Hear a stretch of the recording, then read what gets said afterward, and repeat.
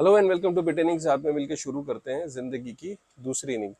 अगर आप लोग ने पहले से अगर आप मेरा यूट्यूब चैनल देख रहे हो तो आपके लिए कोई नई बात नहीं है, क्योंकि हमने ये काफ़ी टाइम पहले ये प्रिडिक्ट किया था कि एग्जैक्टली यूएस के अंदर बैंकिंग सेक्टर में हो क्या रहा है और इसका किस तरीके से क्रिप्टो पे इम्पैक्ट होगा। ठीक है, फिर मैं रिपीट कर देता हूँ थोड़ा सा कि हमने देखा सबसे पहले सिल्वर गेट बैंक जो है वहाँ पे बंद हुआ, फिर सिलिकॉन वैली बैंक बंद हुआ, फिर हमने देखा कि सिग्नेचर बैंक बंद हुआ, और फिर अब हम जो चौथा बैंक जो देख रहे हैं वहाँ पे फर्स्ट रिपब्लिक बैंक जो है एफआरसी, वो भी अब जो है वो टेक ओवर कर लिया गवर्नमेंट ने। क्यों ये सारे छोटे छोटे बैंक इसलिए बंद हो रहे हैं क्योंकि जो बैंकिंग सिस्टम के अंदर जो विश्वास था लोगों का वो डगमगाता हुआ दिख रहा है। अगर हम आपको मैं मतलब एक छोटा सा एक आइडिया दूं, जो एफआरसी बैंक है जैसे कि 175 बिलियन यूएस डॉलर उसके पास डिपॉजिट थे 31 दिसंबर 2022 को।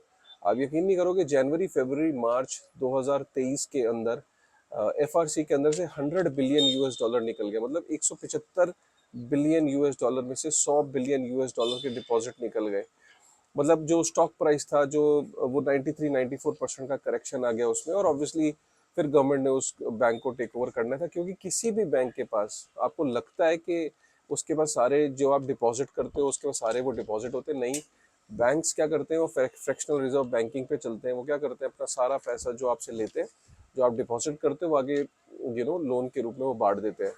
और इसमें से बहुत ही कम पैसा होता है अगर वो लोन में जो बांटते हैं, और अगर वो लोन जिसको दिया अगर वो लोन रीपे ना करे तो काफ़ी सारे बैंक्स जो हैं वो हमने देखे पास में डूबते हुए। और आप सोचते होगे कि सारा पैसा आपका इंश्योर्ड होता, नहीं। मतलब ट्रिलियंस में पैसा डिपॉजिट है यूएस के अंदर, या फॉर दैट मैटर इंडिया के अंदर भी। लेकिन जो इंश्योरेंस होती है वो बहुत ही कम पैसे की होती है। अब हो क्या रहा है कि देखिए, एक बहुत ही भयानक सी स्थिति बन रही है, बहुत ही अजीबोगरीब स्थिति बन रही है। और ये यूएस के अंदर भी है और भी देशों में ये रिपीट होगा। बट जनरली हमने देखा ये डेवलप्ड नेशन से ही कहानी चलती है। छोटे छोटे बैंक्स जो हैं वो बहुत सारे ना मशरूम हुए हैं पिछले कुछ समय में। अब ये जो छोटे छोटे बैंक्स हैं इनको बोला गया दबा के लोन दो, क्योंकि छोटे छोटे जो बैंक्स थे उनके अंदर जो शेयर होल्डर्स का एक प्रेशर था कि भैया रिटर्न्स दो, रिटर्न्स दो। तो रिटर्न्स जो है वो बैंक को तभी होंगे जब इनकम होगी। तो बैंक को इनकम किससे होगी? बैंक को इनकम होती है जब वो दबा के लोन बांटे, और बदले में उसे जो है वो इंटरेस्ट के रूप में जो इनकम होती है। ठीक है, अब बैंक्स ने दबा के, छोटे छोटे बैंक्स ने लोन बांटे। अब जब जिस तरीके से फेडरल रिजर्व ने रेट हाइक्स किए और लोन अब महंगे हुए और लोन लोग रीपे नहीं कर पा रहे, जैसे आपका भी अब हाउसिंग लोन काफ़ी महंगा हो गया। अगर आप देखो, अगर आपने 6-7% पे लिया होगा हाउसिंग लोन, तो आज की डेट में अगर वो 9.5% या 9% पे हो गया तो आपको भी देने में दिक्कतें आ रही होंगी। तो सब लोन महंगे हुए, लोग अब लोन को रीपे नहीं कर पा रहे टाइमली, है ना। तो इस चक्कर में क्या हुआ है कि काफ़ी सारा डिफॉल्ट बढ़ रहा है बैंकिंग इंफ्रास्ट्रक्चर के अंदर, बैंकिंग प्रणाली के अंदर। लोगों का विश्वास उठ रहा है, उनको लग रहा है कि पता नहीं बैंक हमें वो पैसा दे पाएगा कि नहीं दे पाएगा वापस।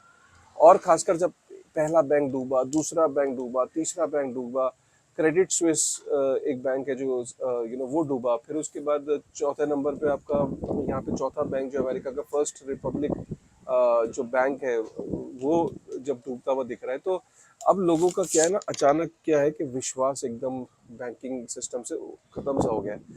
तो ये अब हो क्या रहा है कि छोटे छोटे बैंक जो है वो बहुत वल्नरेबल हो गए, और जो छोटे छोटे बैंक्स हैं ये कहीं ना कहीं बड़े बड़े बैंक्स गिद्ध की तरह जो बैठे हैं वो इनको टेक ओवर कर लेंगे। अब होगा क्या यूएस के अंदर, अब आप देखोगे कि मात्र 3 से 4 बैंक ही रह जाएंगे। इतने सारे जो बैंक्स आपको यूएस के अंदर दिखते हैं उसमें तो छोटे छोटे बैंक सारे खत्म हो जाएंगे। और वही हुआ लेटेस्ट जो है, अगर आप देखो तो जो एफआरसी बैंक है उसको जेपी मॉर्गन ने ले लिया है। आप यकीन नहीं करोगे, इतनी डेस्परेशन के अंदर लिया है कि अभी तक ये भी नहीं पता लगा कितने का लिया है, ना ही गवर्नमेंट ने डिस्क्लोज किया है, बट उसने वो बैंक खरीद लिया। अब आप सोचोगे जेपी मॉर्गन ने 173 बिलियन यूएस डॉलर के तो लोन उसने टेक ओवर कर लिए, 30 बिलियन यूएस डॉलर की सिक्योरिटीज, और 92 बिलियन के जो फील्ड लेंडर्स हैं, तो जो बैड लोन्स हैं वो भी उसने ले लिए। तो सोचो कि अब जो भी 80-85 ब्रांचेज है एफआरसी बैंक की, उसको वो जेपी मॉर्गन में कन्वर्ट हो जाएंगी, जेपी मॉर्गन की वो ब्रांचेस कहलाई जाएंगी। और गोइंग फॉरवर्ड भी आप देख रहे हो कि जो छोटे छोटे बैंक्स हैं, छोटे छोटे बैंक्स को जो बड़े बड़े बैंक्स हैं यूएस के अंदर वो टेक ओवर कर रहे हैं। सो अब ये देखने वाली बात ये है कि गोइंग फॉरवर्ड कि ये जो चीज़ है ये और कितनी तेज़ी से वहाँ पे बढ़ती है। अब आने वाले समय में ये जो बैंक है ये अपने आप में बहुत ही शक्तिशाली हो जाएंगे। ये बैंक जो है टर्म्स को डिक्टेट करेंगे। इन बैंक्स को क्रिप्टो बिल्कुल भी पसंद नहीं है।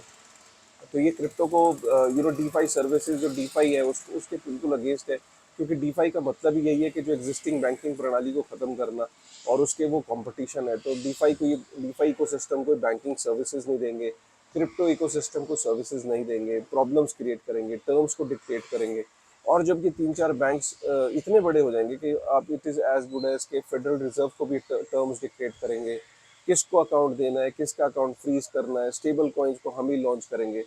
तो और उसके अलावा ये जो लेंडिंग है, ये इराटिक लेंडिंग करेंगे, मतलब लोन्स बांटेंगे, और इनसे कोई सवाल पूछने वाला नहीं होगा। छोटे छोटे बैंक्स पे तो आप सवाल पूछते हो, उनकी नकेल कसते हो, उनको और बट बड़ा जब जब कोई बैंक बहुत बड़ा साइज में हो जाता है तो उसको उससे सवाल करना, उससे क्वेश्चन करना बहुत मुश्किल हो जाएगा।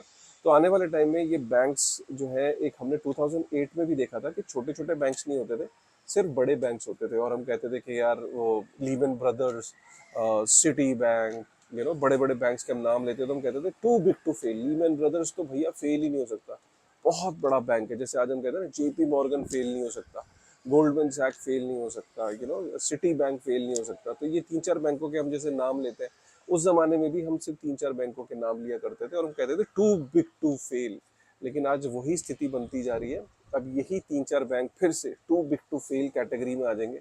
और जैसे 2008 में हमने देखा था कि कोई भी चीज़ वल्नरेबल, जो बैंकिंग सिस्टम है, जब आपको ये लगने लगता है कि it is too big to fail, तभी वो उसके फेलियर के चांसेस बढ़ जाते हैं। क्रिप्टो इकोसिस्टम के लिए अच्छी खबर नहीं है, क्योंकि बैंकिंग प्रणाली, बैंकिंग सिस्टम जब इतना बड़ा जायंट रूप ले लेगा तो ऑब्वियसली वो क्रिप्टो के अगेंस्ट है। पूरा यूएस का जो बैंकिंग सिस्टम है उनके लिए अच्छी खबर नहीं है।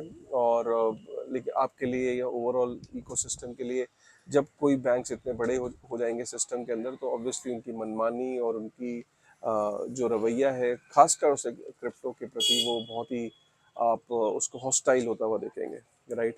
तो आने वाले टाइम में देखते हैं क्या होता है। फिलहाल जो हमने आपको एक आज आज से एक दो महीने पहले अगर मेरे पुराने वीडियोस आप देखेंगे यूएस से related, US economy, US dollar से रिलेटेड, तो हमने ये चीज़ प्रिडिक्ट करी थी।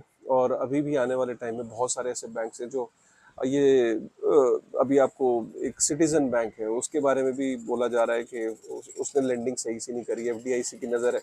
तो अभी बहुत सारे बैंक है जो आपको एक के बाद एक ताश के पत्तों की तरह, ये जो बैंकिंग छोटे छोटे बैंक्स का जो किला है, ये आपको गिरता हुआ नज़र आएगा। कैसा लगा आपको वीडियो, आपका क्या कहना है? प्लीज़ एक बारी कमेंट करके ज़रूर बताइएगा। ऐसे क्विक अपडेट्स मैं आपके सामने फिर से लेके आता रहूँगा। With this thought, thank you very much.